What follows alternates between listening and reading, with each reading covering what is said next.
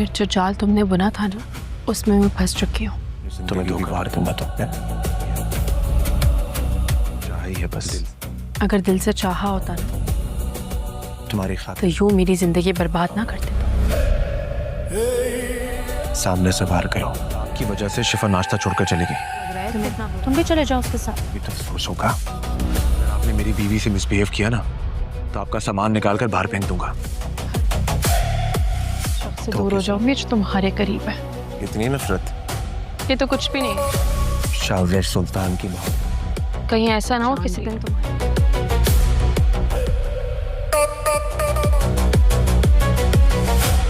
गोली लगने के बाद अब सबसे बड़ा सवाल ये है कि आखिर इस हमले के पीछे असल में कौन था, क्योंकि मौके पर माज भी मौजूद था। लेकिन हकीकत ये है कि गोली माज ने नहीं चलाई, तो फिर नबील ने माज को सिर्फ एक मोहरा क्यों बनाया?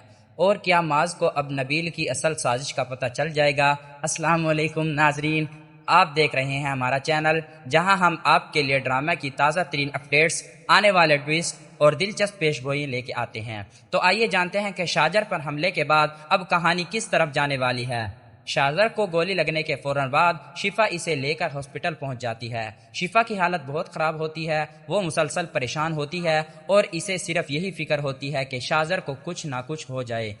कुछ ही देर बाद तैमूर अली भी अस्पताल पहुंच जाता है। वो शिफा से पूछता है कि आखिर ये सब कैसे हुआ, शाहजर को गोली किसने मारी। शिफा रोते हुए तैमूर अली को पूरी बात बता देती है। वो कहती है कि हम अस्पताल जा रहे थे कि अचानक माज हमारे सामने आ गया। ने खतरा महसूस करते ही शाहजर को गाड़ी रोकने के लिए कहा था, लेकिन इसके बाद जो कुछ हुआ वो इतनी तेजी से हुआ कि किसी को संभलने का मौका ही नहीं मिला। अब शिफा सिर्फ यही दुआ करेगी कि शाहजर जल्द होश में आ जाए, क्योंकि अगर शाहजर होश में आकर इस हमले के बारे में कुछ बताने के काबिल हो गया तो नबील के लिए हालात बहुत मुश्किल हो सकते हैं।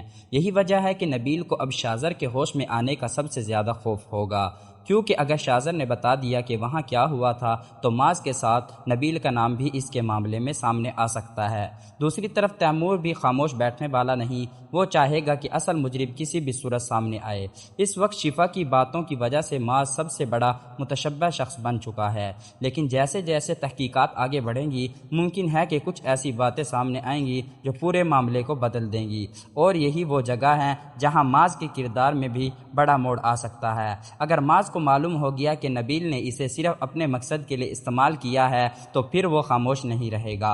वो नबील से सवाल करता है कि तुमने मुझे झूठ क्यों बोला, तुमने मुझे शाहजर के खिलाफ क्यों इस्तेमाल किया, और सबसे बढ़कर तुमने मुझे ऐसी जगह क्यों पहुंचाया जहां अब सारा इल्ज़ाम मेरे सर आ रहा है।